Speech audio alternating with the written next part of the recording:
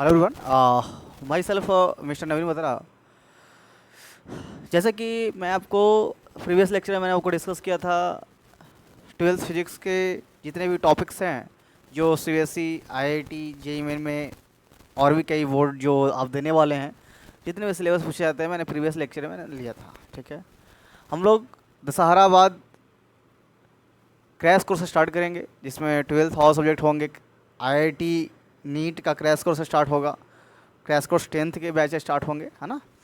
तो आपको सारे टीचर वन शॉट अभी क्लास लेंगे, मतलब वन चैप्टर में वन लेक्चर खत्म हो जाएगा, उसके बाद फिर सिलेबस आपका स्टार्ट होगा, है ना। तो आज मैं आपको दिस लेक्चर में इलेक्ट्रोस्टैटिक्स स्टार्ट कर रहा।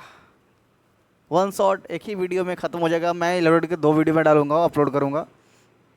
एक वीडियो प्रॉपर थ्योरी के होंगे, ठीक है, प्रॉपर थ्योरी के होंगे, मतलब प्रॉपर नोट्स होंगे, ठीक है, जो आपको एग्ज़ाम में आएंगे। और सेकेंड जो होंगे वो प्रॉपर न्यूमेरिकल्स के होंगे, और जो थर्ड होंगे वो प्योर प्रॉपर डेरिवेशंस के होंगे। तो मैं इलेक्ट्रॉनिक्स को पार्ट 3 में डिवाइड करता, ठीक है। चलिए मैं क्लास को स्टार्ट करता, आगे की ओर बढ़ते हैं, है ना।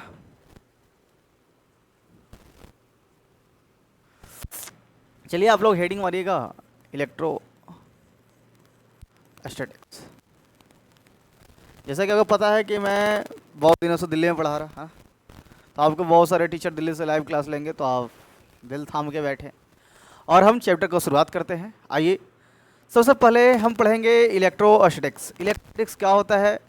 यह it is the branch of physics. यह क्या होता है? फिजिक्स का ब्रांच है, जिसमें हम लोग क्या स्टडी करते हैं, जिसमें हम लोग स्टडी करते हैं, पता है, चार्ज के बारे में, जो विदाउट यूजिंग एक्सटर्नल सप्लायर होता है। अब यहाँ बात किया यूजिंग एक्सटर्नल एनर्जी सप्लायर।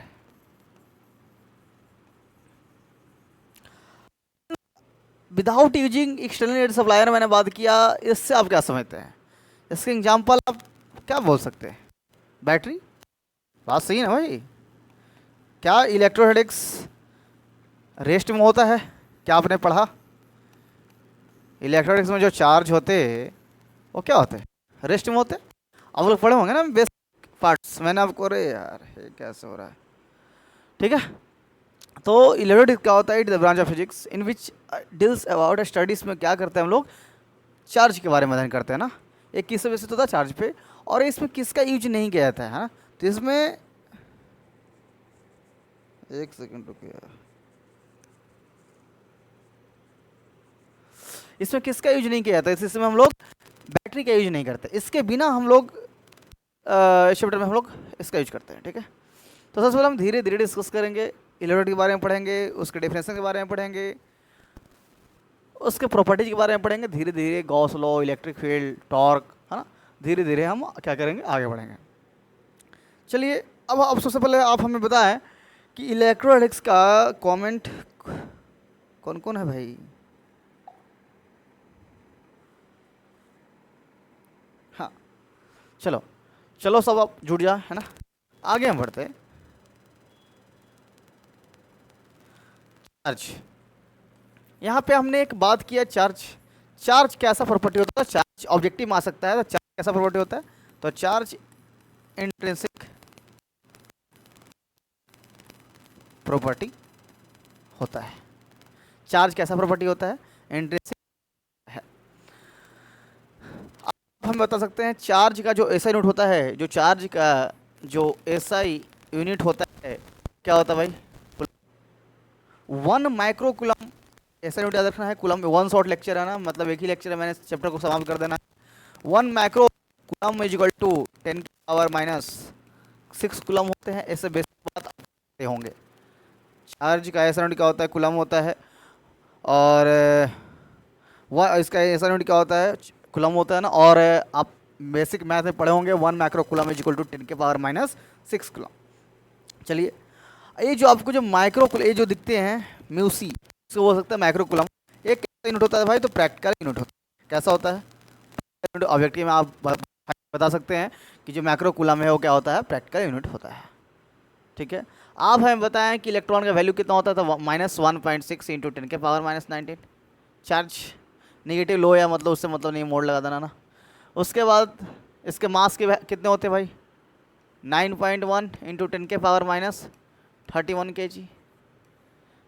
ये सब बेसिक बात आपको पता होंगे, ठीक है भाई। प्रोटॉन का क्या होता है 1.67। स्पीड ऑफ लाइट क्या होता है, स्पीड ऑफ लाइट क्या होता है, वैल्यू होता है 3 इंटू 10⁸ मीटर पर सेकेंड। ये सब बेसिक बात आपको पता है, समझ में आया।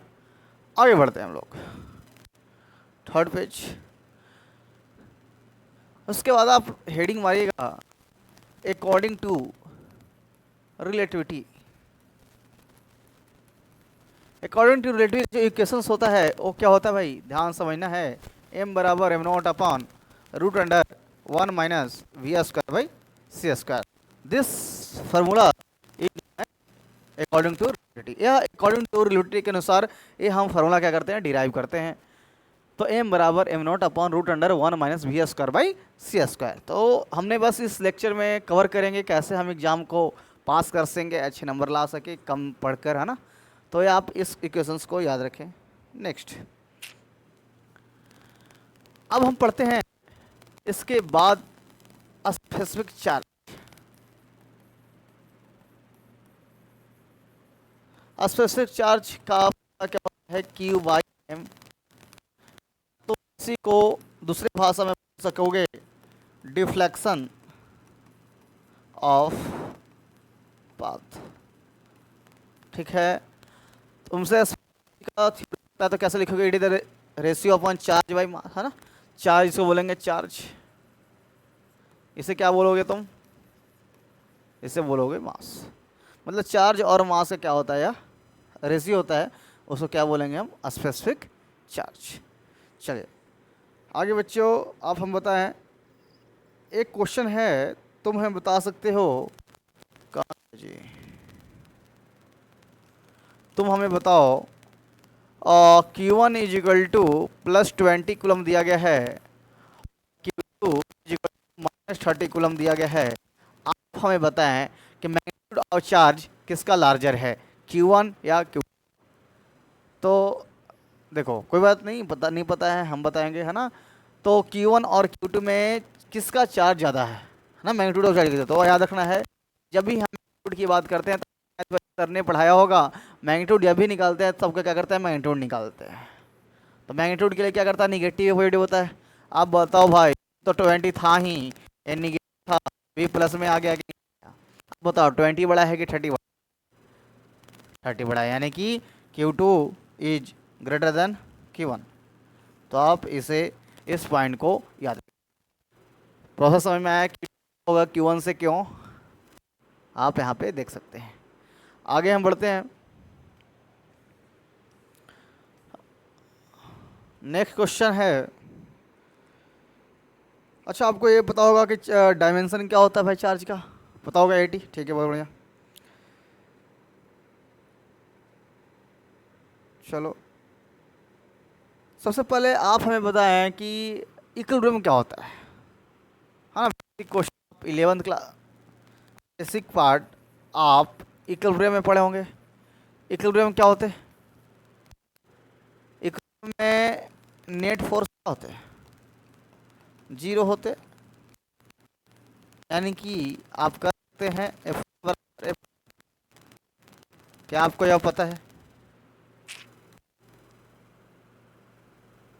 आपको पता होगा ना यार कि आप कार के इक्विलिब्रियम आपको पढ़ाया गया था आपको आईआईटी क्लास में। क्या होता है, नेट फोर्स 0 होता है। तो नेट फोर्स 0 होगा तो नेट किससे कहते हैं, फाइनल माइनस इनिशियल कहते हैं। तो final minus initial is equal to 0, तो फाइनल बराबर इनिशियल नहीं हो जाएगा, बेसिक बात। उसके बाद आप आगे बढ़ें, आप हमें बताएं कि चार्जिंग के बेसिस पे कितने पार्ट्स में डिस्ट्रीब्यूट किया गया है। क्या आपको पता है चार्जिंग में फ्रिक्शन क्या होता है, चार्जिंग में इंडक्शन क्या होता है, चार्जिंग में पोलराइजेशन क्या होता है, सब बेसिक बात पता है। तो आप फर्स्ट हेडिंग मारिए चार्जिंग बाई फ्रिक्शन। आप हमें बताएं चार्जिंग में फ्रिक्शन क्या होता है, मेथड ऑफ चार्जिंग क्या होता है। जब भी हम कोई दो बॉडी का आपस में क्या करते हैं, रब करते हैं, तो उसमें फ्रिक्शन पैदा होती है, उसमें हीट लॉस होगा, है ना। क्या जनरेट होगा, समझ रहे, काइनेटिक एनर्जी लॉस होगा। तो इसके कारण काइनेटिक एनर्जी उसमें जनरेट हो जाएगा, हीट लॉस हो जाएगा, है ना। तो इससे बेसिक बात है। उसके बाद चार्जिंग और पोलराइजेशन भी आपने पढ़ा होगा, बैड कंडक्टर के बारे में आपने पढ़ा होगा। ये सब बेसिक बेसिक थ्योरियाँ हैं जो आपने पढ़ा होगा। हम इस लेक्चर में प्योर फोकस करेंगे शॉर्ट वे में, है ना। आगे हम पढ़ेंगे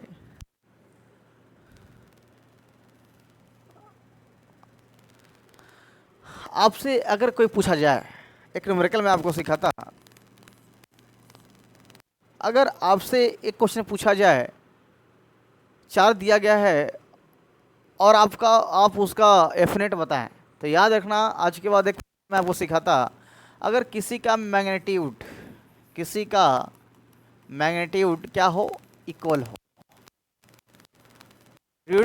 हो, तो नेट फोर्स, तो एफिनेट का फॉर्मूला हो जाएगा 2F cos θ/2। मतलब हमारे कहने का मतलब यह है कि अगर F1 बराबर F2, अगर F1 का मैग्नीट्यूड F2 के बराबर होगा तो उसका रिजल्टेंट फोर्स का फॉर्मूला क्या हो जाएगा, 2 cos θ/2। आइए कैसे निकाले होंगे हम, तो भाई इसको हम फाइंड किए होंगे 11th वेक्टर। क्या आपको पता है, रूट अंडर F1 का स्क्वायर प्लस F2 का स्क्वायर प्लस 2AB, पता है ना। अब क्या किए, F1 बराबर F2 कर दिए, यहाँ पे पुट कर दीजिए। जब आप पुट कीजिएगा तो हमारा क्वेश्चन आएगा, तो उतना करने की जरूरत नहीं है, आप डायरेक्ट याद रखें 2F cos θ/2, ठीक है। जल्दी जल्दी नोट करो इसको।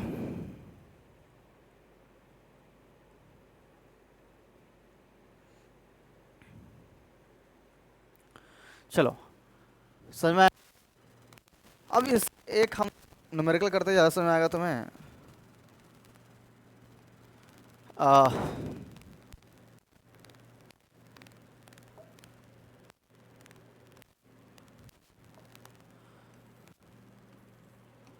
ठीक है हाँ। अब इससे हम एक न्यूमेरिकल सॉल्व करते हैं।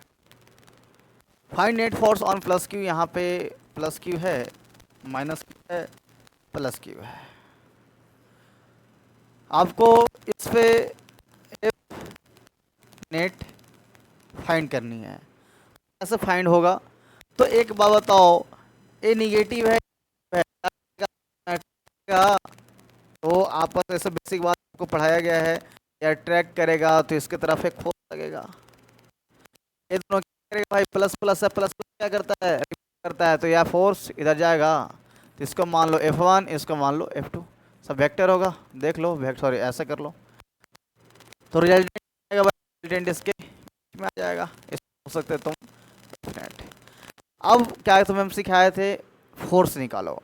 अब तुम बताओ ये दोनों का फोर्स का फॉर्मूला क्या हो जाएगा। आपने कूलम्स लॉ पढ़ा है, Q/R², डिस्टेंस आ रहा होगा, सॉरी लिख मैं, आप लिख लीजिएगा।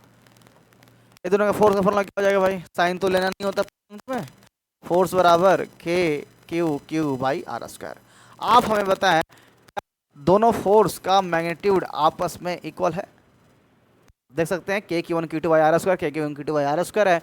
आपको हमने क्या फॉर्मूला लगाया, 2F cos θ/2। अब बताओ कि ए इसके बीच का जो एंगल है वो कितना एंगल है, तो एंगल कितना है जी, 120 है कि नहीं है, तो तुम यहाँ पे पुट करो 120 डिग्री। तो कैसे सोल्व होगा भाई,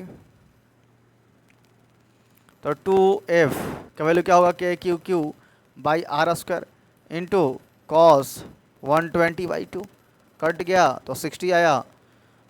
अब बताओ cos 60 का वैल्यू कितना होता है, 2K/Q/R², cos 60 कितना होते नहीं पता, 1/2, 2 से 2 ख़त्म हो गया, यानी कि जो आंसर आया K/Q/R², यानी कि जो आंसर आया वही फोर्स के बराबर होगा। यानी कहने का मतलब हमारा ये है, जो एफनेट आया है वो F के बराबर है। क्या आपको यह समझ में आया, एफनेट F के बराबर ऐसा आया है ना, समझ में आया।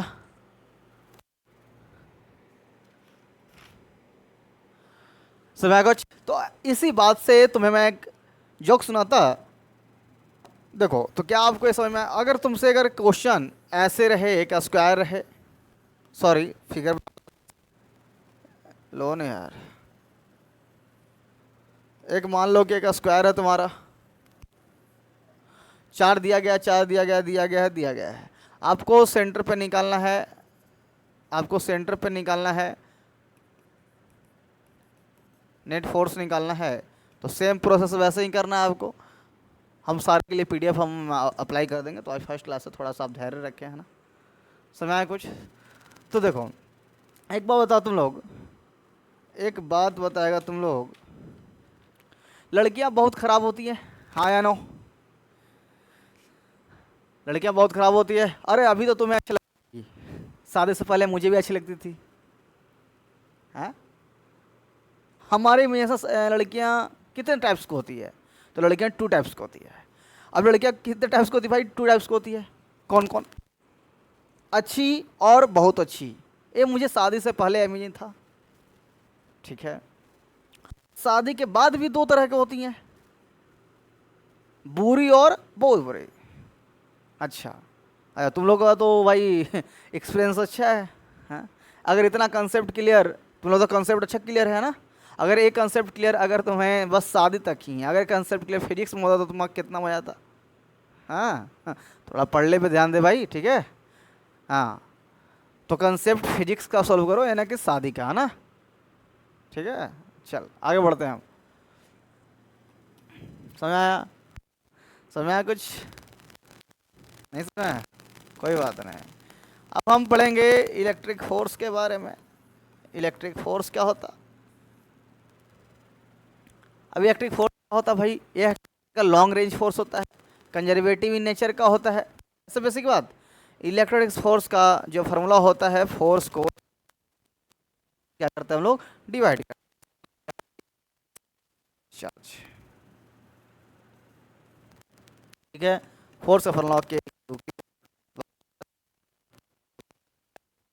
की बाई आर स्क्वायर, सिंपली आप बना सकते हैं। यानी कि जो इलेक्ट्रिक फील्ड है वो क्या आया? जो इलेक्ट्रिक फील्ड है वो के क्यू बाई आर स्क्वायर है, यानी कि इलेक्ट्रिक फील्ड रेडियस के क्या है? इन्वर्सली है कि नहीं है?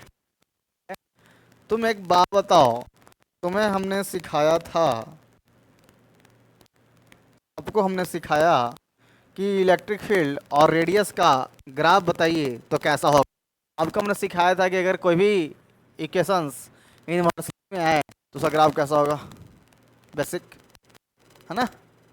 चलो समझ कुछ, तो आप इस तरह से पढ़ सकते हैं, है ना।